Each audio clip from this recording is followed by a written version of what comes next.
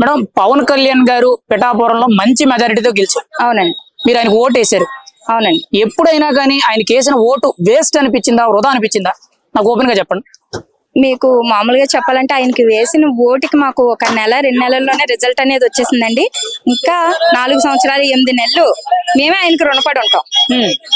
అభివృద్ధి పరంగా పిఠాపురంలో ఏం జరిగింది, ఇంకా ఏం జరగబోతుంది అంటారు?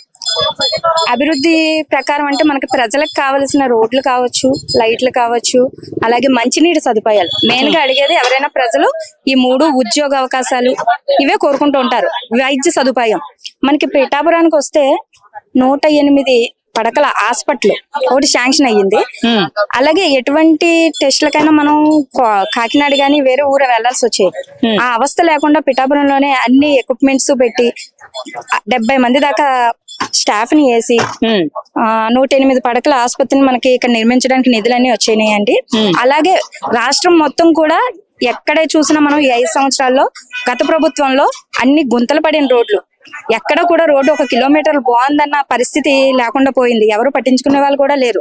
మనం అన్ని సీట్లు మెజారిటీ ఇచ్చి మనం 5 సంవత్సరాలు మనమే నూతులో పడినట్టు అయిపోయింది పరిస్థితి. అదే విధంగా మేము ఈ రోజు జనసేన పార్టీకి ఓటు వేసినందుకు చాలా సంతోషపడుతున్నామండి. మేము చెప్పి చాలా మంది చేత ఓట్లు వేయించాం. వాళ్ళకు కూడా మేము ప్రౌడ్ గా చెప్పుకుంటున్నాము. జనసేన పార్టీకి ఎంతైతే మేము అడిగి వేయించామో ఓట్లు, ఆ ఓటుకి వచ్చిన 2 నెలల్లోనే మాకు సంతృప్తి కలిగింది. ఎందుకంటే ఎక్కడ రోడ్లు గుంతలు ఉన్న రోడ్లన్నీ కూడా పూర్తి చేశారు. ఈ 6 నెలల్లో చూసుకుంటే మనకి ఎక్కడ కూడా గుంతలు లేని రోడ్లే కనిపిస్తున్నాయి. అలాగే ఇక్కడనే కాదు మన స్టేట్ అంతా కూడా, అలాగే మన్యం జిల్లాల్లో కూడా ఎక్కడ రోడ్డు కాదు కదా మనుషులు చూడడానికి ఎవరు వెళ్ళరు మామూలుగా.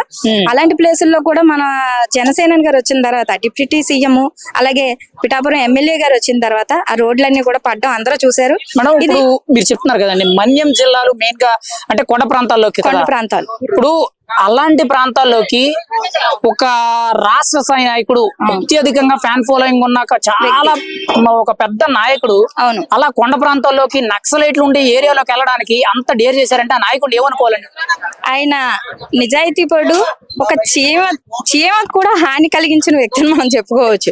ఎందుకంటే ఎవరైనా భయపడే దేనికి భయపడతారండి? రాజకీయాల్లోకి వచ్చి పదవులు అనుభవించి ప్రజల సొమ్మును దోచేసిన వాళ్ళు గాని, ప్రజలను ఇబ్బంది పెట్టిన వాళ్ళు గాని, అన్యాయాలు అక్రమాలు దాడులు చేసిన వాళ్ళు గాని భయపడాలి. ఏ ప్లేస్ కి వెళ్ళాలన్నా అది మన్యం కావచ్చు, అడవులు కావచ్చు, ఊళ్ళో కావచ్చు, ఎవరైనా ఈ రోజు ధైర్యంగా వెళ్ళగలుగుతున్నారంటే అది మా నాయకుడు జై జనసేన అని, ఆయన జనసేన పార్టీ అధ్యక్షులు, మన ఏపీ డిప్యూటీ సీఎం, అలాగే పిఠాపురం ఎమ్మెల్యే గారు. మాట్లాడుతున్నానండి, డిప్యూటీ సీఎం గారు ఆయనకి తగ్గగా ఇచ్చిన హామీల్లో ఆల్మోస్ట్ పూర్తి చేస్తున్నారని చెప్తున్నారు, బాగానే ఉంది.